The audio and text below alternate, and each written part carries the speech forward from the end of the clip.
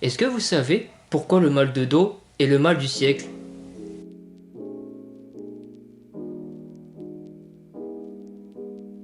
Je m'appelle Toukran, coach sportif bayésian et préparateur mental.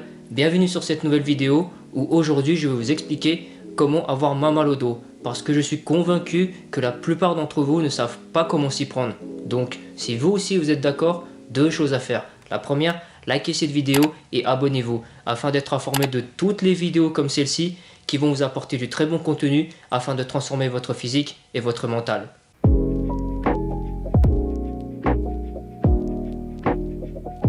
Il faut savoir que ne pas suffisamment utiliser votre dos correctement le rend mou et inapte au moindre effort.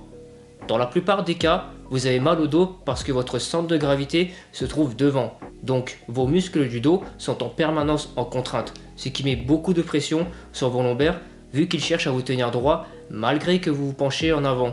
Du coup, votre dos se fatigue en permanence. En fait, on devrait plutôt dire des maux de dos, parce que la douleur est le résultat de différents facteurs.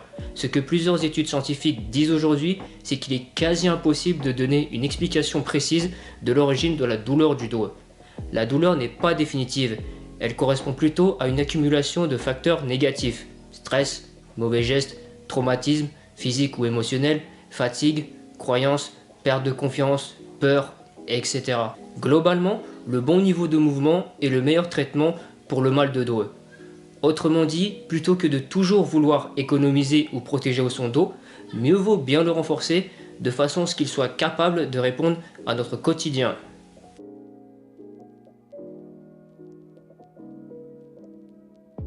1. Le gainage ne muscle pas le dos. Vous êtes seulement en train de faire du renforcement de vos psoas en chaîne fermée. Donc, bonjour la douleur en bas du dos. 2. On ne muscle pas son dos avec du rowing, du tirage vertical et horizontal et un banc à lombaire. Ce ne sont pas des mouvements dont on a besoin dans la vie de tous les jours. Ces exercices servent seulement à prendre de la masse musculaire au niveau du dos et non à avoir un dos efficace dans la vie de tous les jours. Ça ne veut pas dire qu'ils ne sont pas bien, mais plutôt qu'ils répondent à une demande bien précise. 3. Muscler les abdos ne muscle pas le dos. Anatomiquement, c'est juste pas possible, vu que les abdos sont antérieurs, donc fléchisseurs de tronc, et que les muscles du dos sont postérieurs, donc extenseurs de tronc.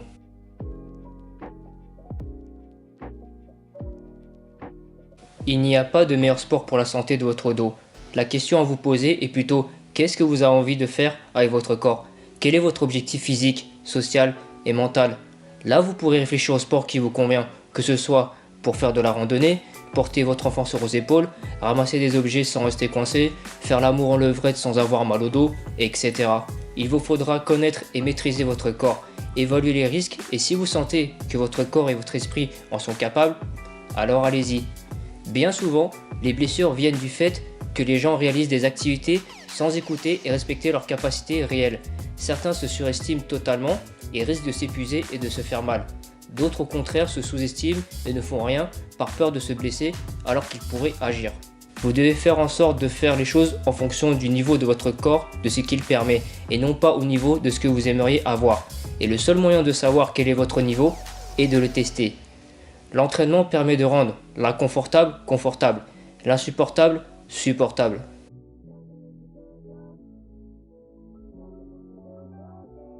« 1. Le soulevé de terre, car il permet de recruter l'ensemble de votre musculature, pas uniquement les muscles de votre dos, mais aussi ceux de tout votre corps. Si vous êtes bon sur cet exercice, vous pourrez porter vos enfants, vous baisser sans vous faire mal, tenir longtemps debout ou assis, etc. «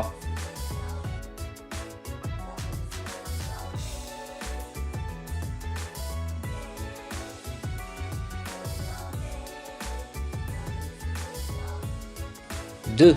Le gainage papillon, car il permet de recruter les muscles spinaux qui sont les puissants muscles qui vous permettent de vous tenir droit et qui sont peu sollicités en position assise. Cet exercice est idéal pour apprendre à faire la différence entre douleur et engagement musculaire. 3.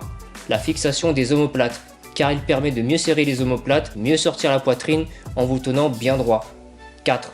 Le gainage alternatif, car il permet de travailler la mobilité du dos, la coordination et l'équilibre sans douleur tout en travaillant le transverse et le périnée, surtout en cas de lumbago.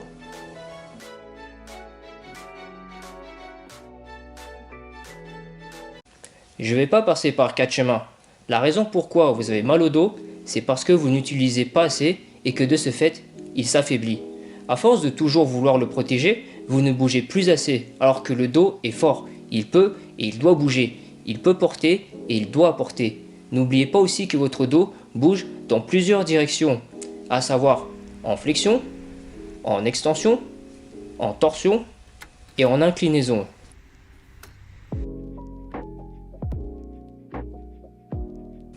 Cette vidéo est maintenant terminée, mais avant de partir, je vais vous laisser sur ce message. Ce qu'il faut viser, c'est l'adaptation. Porter trop lourd est dangereux, mais ne rien porter déconditionne votre musculature. Et très vite, vous serez incapable de bouger sans douleur. Prenez tout soin de vous et à très bientôt.